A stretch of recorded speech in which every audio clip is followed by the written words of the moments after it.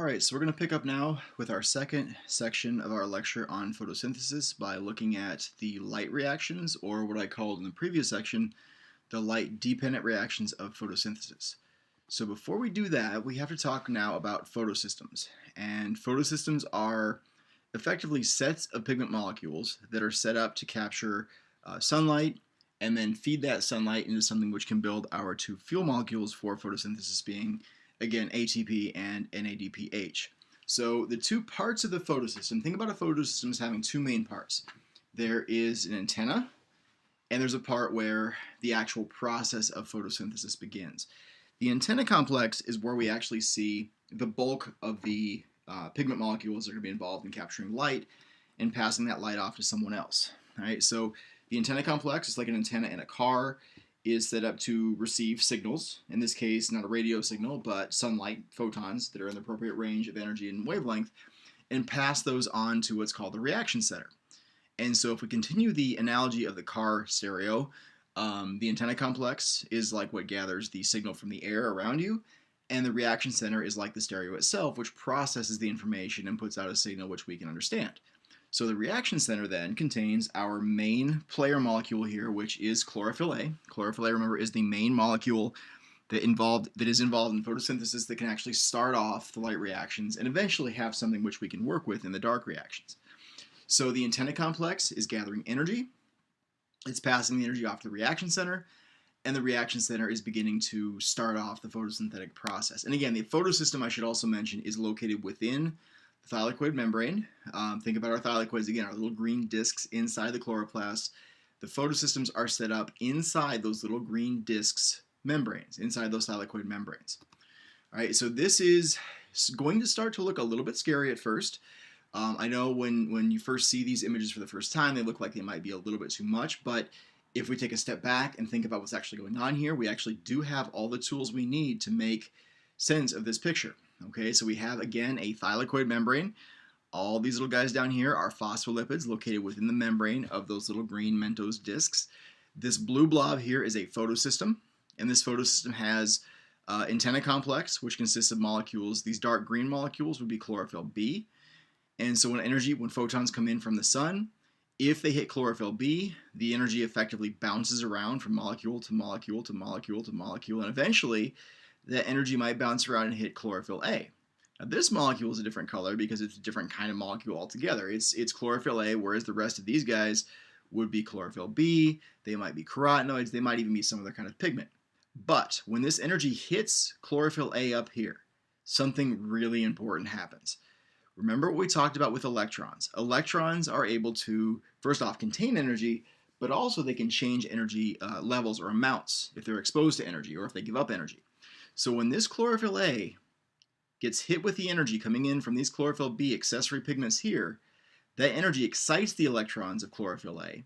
The electrons leave chlorophyll A, and they're going to go out to some sort of electron acceptor which has a really high affinity for electrons. Okay, so when you think about chlorophyll A, think about it as having electrons, like kids kind of, and these electrons receive some great big inheritance, or they win the lottery or something and they get really excited.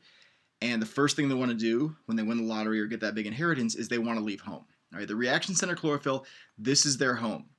When they get excited, and again, they're excited not because they won the lottery, but they're excited because they got energy from these other pigments bouncing around, energy inside of this thing. When these electrons get excited, they leave home. They go off to some other electron acceptor. Now, this chlorophyll A is now missing, effectively, a pair of electrons. It's given up 2 electrons. It's got like empty nest syndrome at like the molecular level. All right, so what do? This is where my analogy kind of falls apart, because what actually happens here might not be like a real life sort of thing, but it's in a made up sort of fantasy world. Once these electrons leave home, once they leave chlorophyll A then goes out and adopts 2 more kids. Okay, it's going to pick up 2 more replacement kids to take the place of the ones that were lost before. So we're going to have to deal with an electron donor here as well. It's going to give up electrons to chlorophyll A once chlorophyll A has lost electrons because those electrons became excited. Okay, so the reaction center part of the photosystem, again located inside the thylakoid membrane, inside those little green Mentos discs membranes, is that chlorophyll A molecule is going to give up electrons once it's hit with light coming in from the sun. And again, the chlorophyll A could be hit directly by sunlight, or just as likely, there might be energy passed off from other accessory pigments from the antenna complex that eventually kind of funnel their way in toward chlorophyll A so that it can have its electrons excited. Now, at this point, I want to go back and review a concept we talked about back in the previous chapter. Once chlorophyll A gets hit with that energy, and once that energy gets boosted up to the next level and the electron gets excited and leaves home, what kind of a process then is taking place at chlorophyll A? If chlorophyll A gives up electrons because the electrons have been excited, do we say chlorophyll A has been oxidized at that point, or has it been reduced? And so you have to know what oxidation and reduction are, but if something is losing electrons, if something is giving up electrons to somebody else, we say it is being oxidized. Okay, so effectively what we're doing here is we are oxidizing chlorophyll A and reducing this molecule up here. This orange molecule up here is being reduced as these electrons are added onto it. Again, remember the charge is being reduced, so that's where we get the term reduction. All right, the big other player here, the electron donor, the one that supplies the extra electrons to replace the ones that were lost from chlorophyll A, actually is water. Okay, so if we think about our equation for photosynthesis, what do we need? What reactants do we need to do photosynthesis? Well, we need to have some CO2, which we haven't dealt with yet. We haven't seen where CO2 comes in yet. And we have to have some water. All right, and so what that water does is it provides extra electrons to chlorophyll A to replace the electrons that were lost when the electrons from chlorophyll A got excited. When those original electrons got excited, if we jump back here, when this electron is excited, it goes off and reduces some other molecule. We're then going to oxidize this donor here, actually is water. We're going to oxidize this donor, pull electrons away from it, and then reduce chlorophyll A. Right, so if you think about, okay, we've got an H2O molecule. What is H2O made out of? If we break it down, we have two hydrogens, basically one proton and one electron, and we have one oxygen.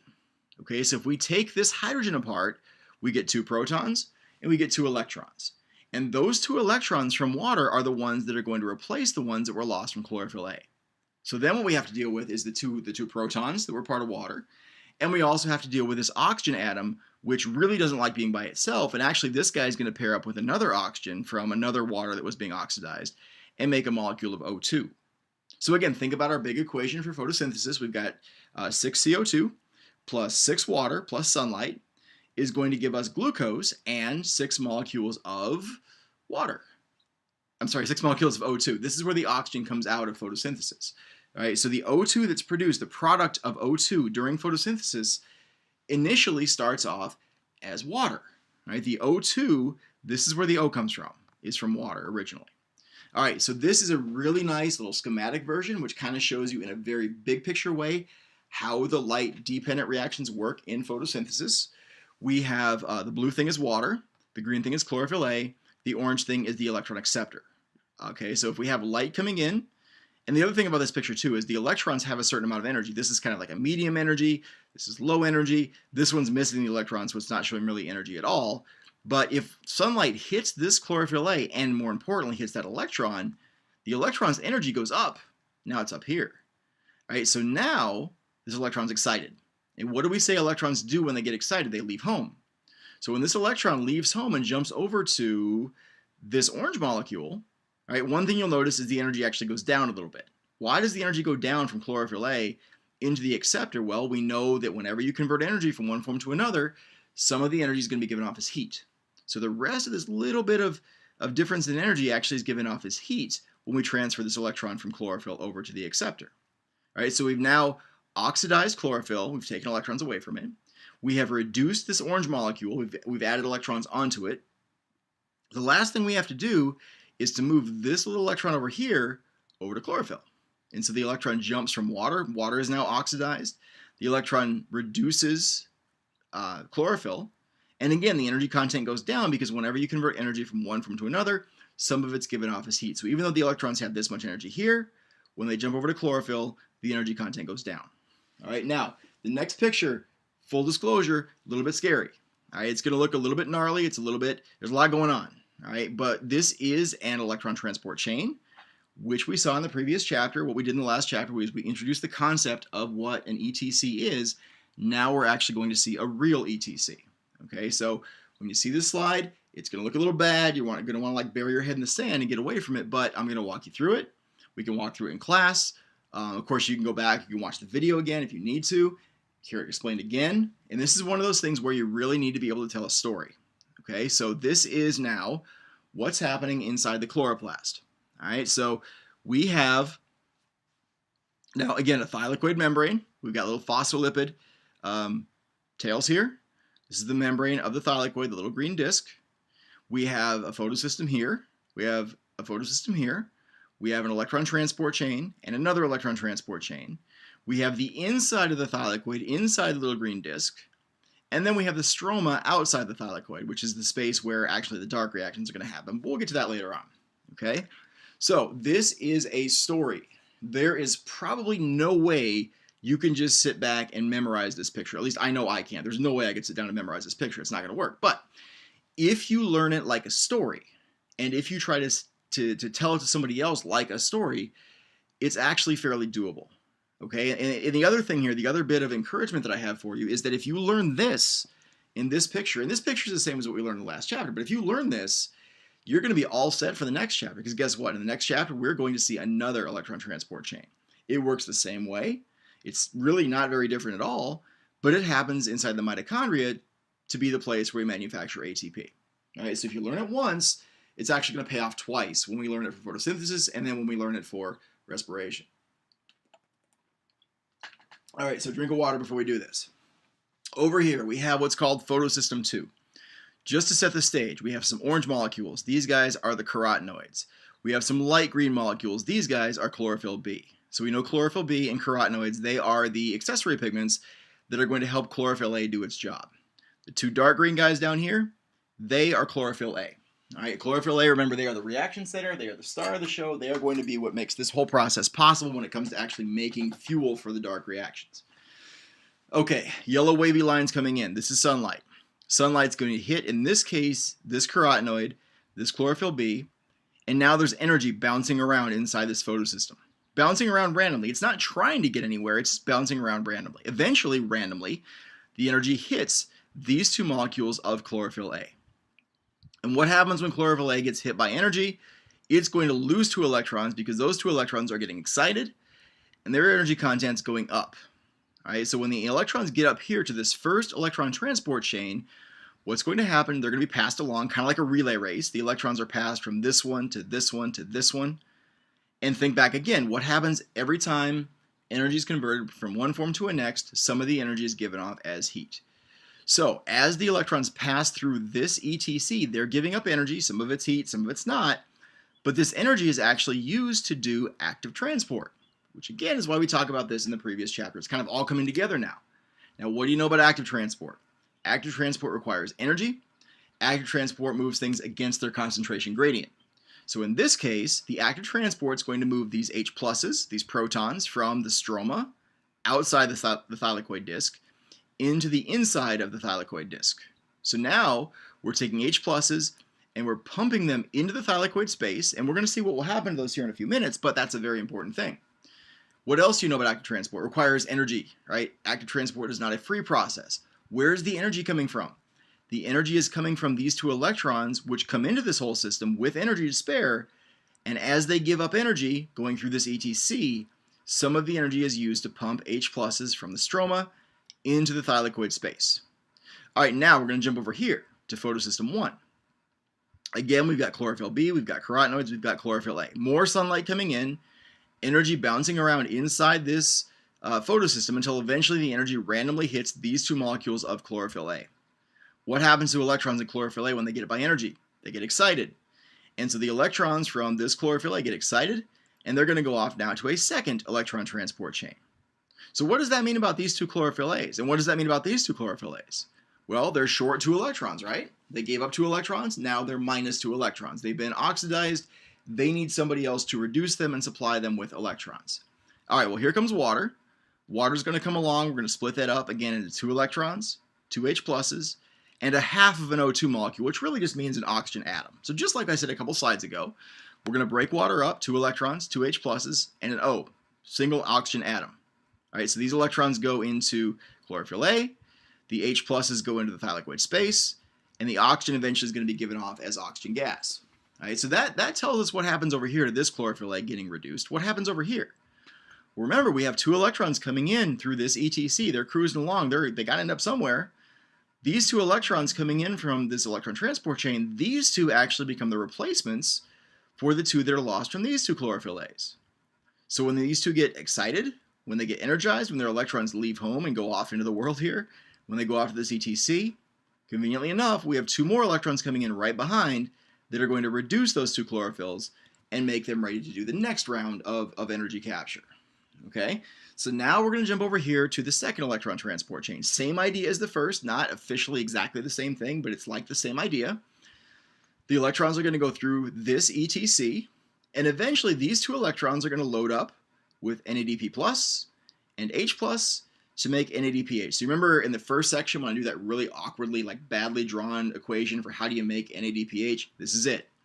It's NADP plus, it's H plus, 2 electrons, and we get NADPH. And NADPH, remember, this is one of our 2 fuel molecules for the dark reaction. So we're going to funnel this into the C3 or the Calvin cycle, the dark reactions, to fuel it.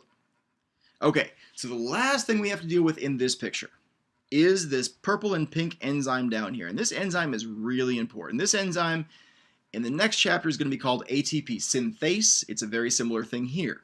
All right, so what do we know about synthesis of things? Synthesis is where you build something. ATP synthase, it's ACE, so we know it's an enzyme. That leaves us with ATP synth, which means building ATP. This enzyme builds ATP. How does it do that? All right, so through that first electron transport chain, when we were pumping H pluses from the stroma into the thylakoid space, what we were doing is acidifying the inside of the thylakoid space by filling it up with H pluses. So that by the time we get to the end of this process, this thylakoid space is chock full of H pluses, and there are hardly any H pluses out here in the stroma. So basically what we've done here is we have built a concentration gradient. We've pumped all these H pluses into the thylakoid space. These guys really now kind of sort of want to get out again. And so all we have to do is give them a pathway. We need to give them a route to get out of the thylakoid space into the stroma. That is ATP synthase. All right, so here's the thing. ATP synthase is kind of a cool enzyme. When things move through it, when these H pluses flow through ATP synthase, it spins around in a circle like a top. It effectively goes into like a kinetic energy sort of a format where this enzyme spins around and around and around and around and around. And the kinetic energy of this enzyme spinning around allows us to hook ADP and phosphate together to make ATP. So here's our ATP synthesis reaction here being driven by the movement of these H pluses through the ATP synthesizing enzyme.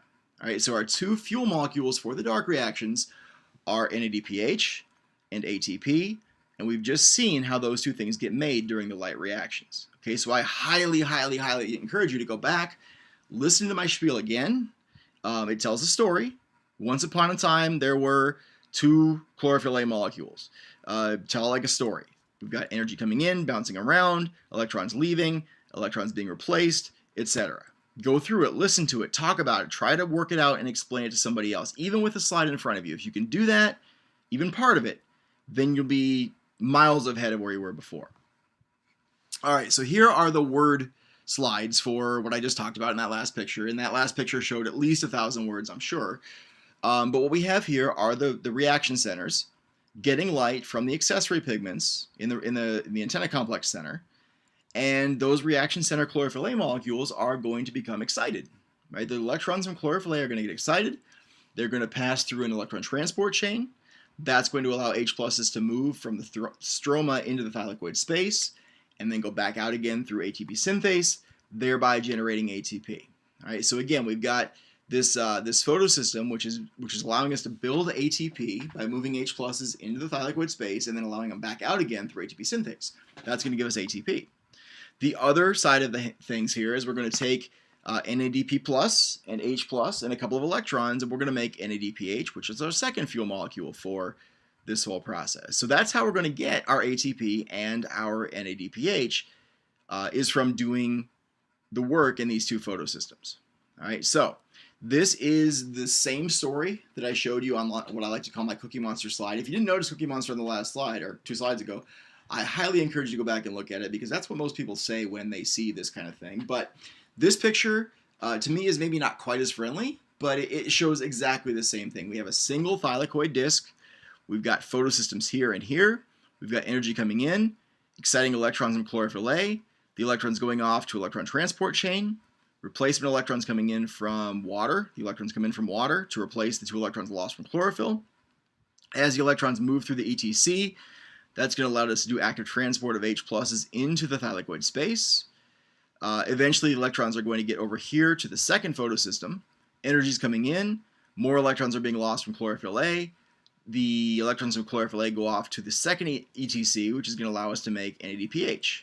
So electrons from here plus NADP plus H plus gives us NADPH. And these 2 little guys here, those are the 2 electrons that we're moving around. Okay, so we have NADPH there. We have a thylakoid space chock full of H pluses that really want to get out. So if we let them go through ATP synthase, this enzyme again can spin around in a circle, and the kinetic energy of that spinning allows us to hook ADP and phosphate together to make ATP. Same story, different picture, different author, different artist, same story. Right, you can work through this one, you can work through the Cookie Monster picture, whichever one you like better. It's the same story. All right, so I like the dark reactions better. I think the dark reactions are a little more simple. They're not quite as, there's not as much going on as what we saw back there with the light reaction. So I'm a bit more of a dark reactions connoisseur than I am light reactions. So I'm actually going to cut off this section here.